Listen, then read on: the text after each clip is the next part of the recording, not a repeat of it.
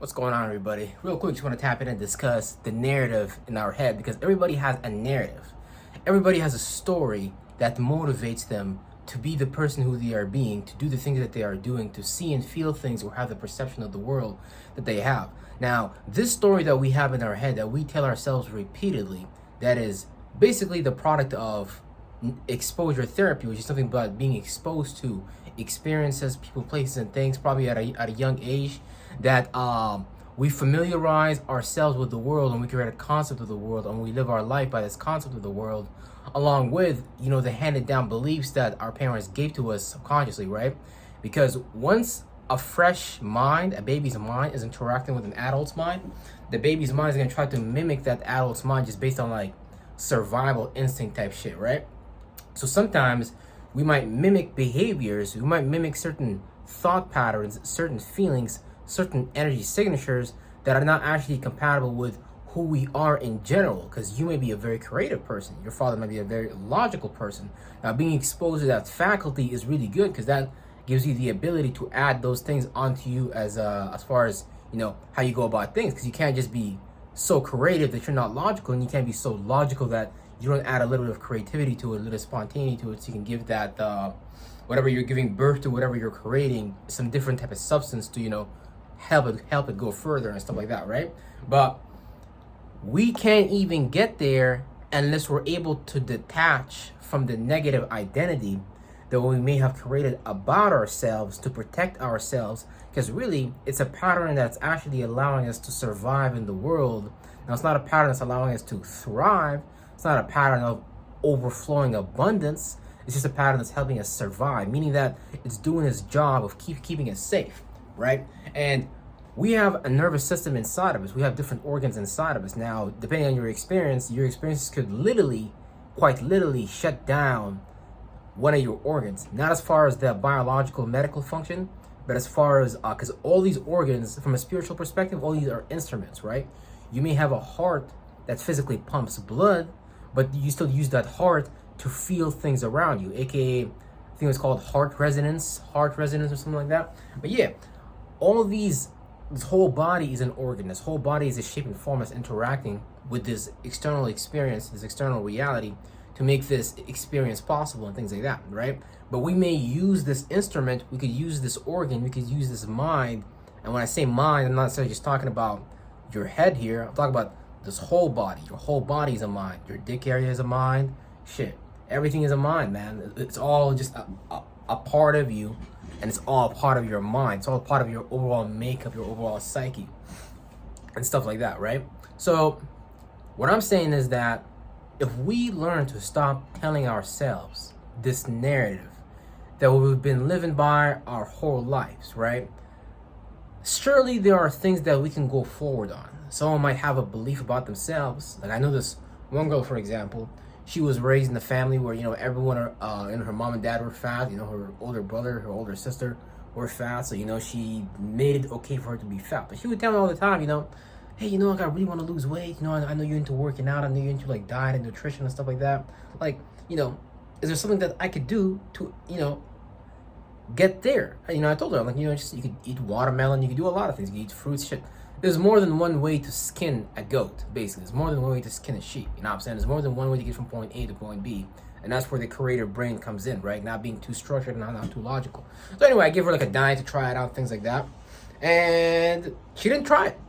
Why? Because she was attached to the negative habit pattern that was subconscious, that was creating consciously visible results that obviously she was not happy with, but she continued to create those results because those were the habits she was attached to that made up her overall self-image. So to have a new self-image, not only do we have to go through new mental processes, we also have to create new habits that support that self-image, because you cannot be serving two masters at the same time. You can't be like an internal divided house. You have to pick a side and choose that side and stick to that side. Now, you can play for both teams from the perspective of, like, for example, right? Like, I'll go to the gym, I'll go run on the treadmill. Every weekend or so, I might go grab a whole box of like Krispy Kreme donuts, knock that shit out.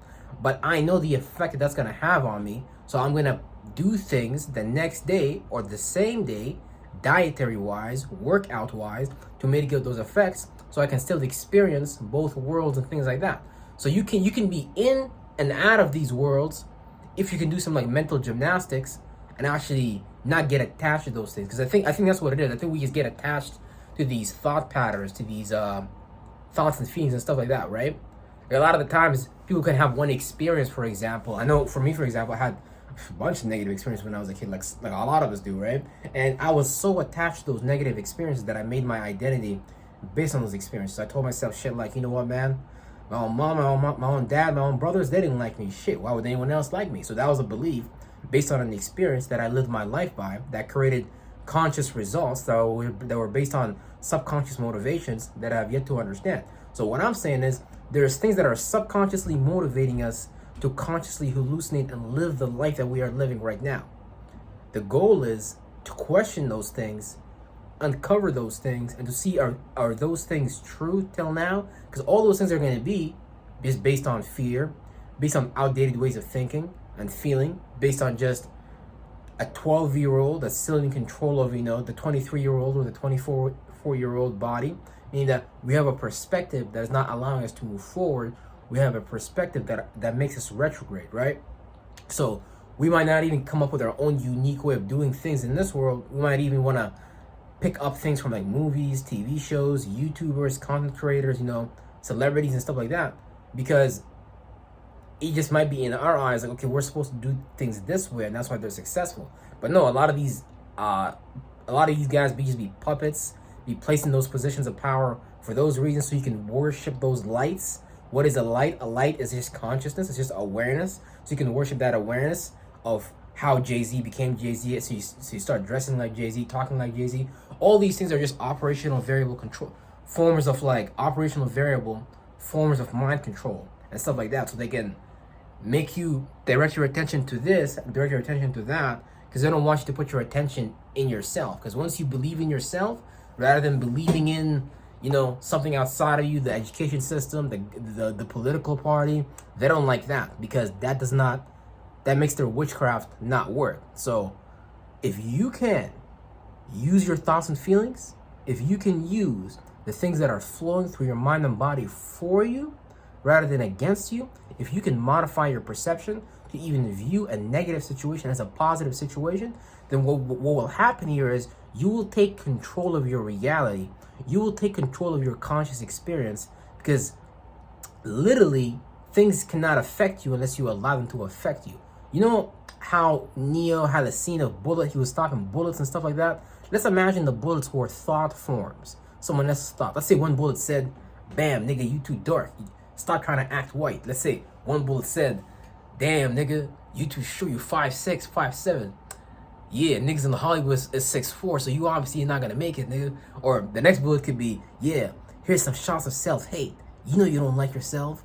Yeah, whatever it is. People tell you things about you that you can accept, that you can take in, but you don't have to take those things in. You can just block those bullets. Because a lot of the times, if someone is even trying to block you, someone is even trying to like stop you from doing something, that's because they have an insecurity about themselves and they don't want to see you go towards that destination. That's going to prove to them something about themselves that they don't want to accept. So we all be like playing out as living revelations for each other sometimes, just throughout the world, right? And that's the wonderful thing about the world. You got many examples of people doing these things, and it's crazy because we're all literally on the internet as a bunch of content creators, and we're all helping each other with our problems. Yet the shadow government, their institutions, their psychiatry institutions and stuff like that, they not necessarily able to help us to the degree that we're able to help each other and help ourselves. So that let me know that whatever concept they created about these things that we're supposed to already be doing naturally, like mathematics, science, that let me know they're using those concepts to manipulate people. For example, right? Look at what happened during COVID. You had them use science, mathematics, facts, logic, repetition, because it doesn't matter if it's true or not. What matters is, can I repeat it enough times with enough emotional charge to cause a reaction in you? So if I walk up to you in the morning and you wake up and I say boo, and you're like, oh, now you have this whole emotional reaction of fear. Now you're taken back by fear. Okay, now you've opened the door for me to say a word and say, yeah, you should be afraid because COVID-19 is coming by your door soon, like the like the goddamn angel in the story of Moses, where people put like the blood on their door and shit like that. But yeah, point is, the whole world is based on like a magic square, because you have certain thoughts and feelings in certain geographical, like for example, if you're in the Middle East, it's certain ways of thinking and feeling that you're not going to be able to feel like you can freely have, just because of how the geographical location itself is programmed via the religion or the political institution and stuff like that. But you gotta understand that you're greater than those things. Those things are just put there to make you feel insecure about expressing yourself or just being yourself fully. But if we can perceive these things in such a way and understand those things in such a way, understand that, okay, those things are just placed there to stop me from having a certain mental evolution and keeping me under a particular firmament. A lot of times our friends can do that, right? Because they want to quote unquote protect us, but subconsciously it's just them protecting themselves. Your family could try to do that, gaslight you, love bomb you into doing something that you might want to do and perceive as good, but they might perceive as bad, blah, blah. Obviously have some equilibrium and balance.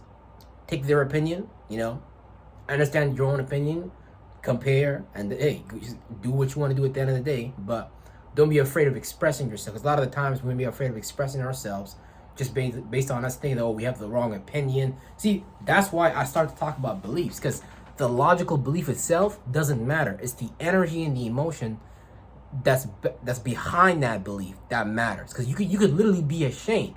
You could literally feel guilty. You could literally feel afraid. And at that point, whatever logic I tell you doesn't even matter. I can tell you some shit like, oh, when you go in the dark forest and you can't see shit, and your eyes start to adjust to the dark, yeah, bro, this situation is the same thing. Where you could be so deeply stuck in an emotion that's rooted in you, you might not accept any form of logic at that point. So we gotta address the emotion, and the emotion is the motherfucking demon that we all gotta deal with. Real shit. All right, peace out.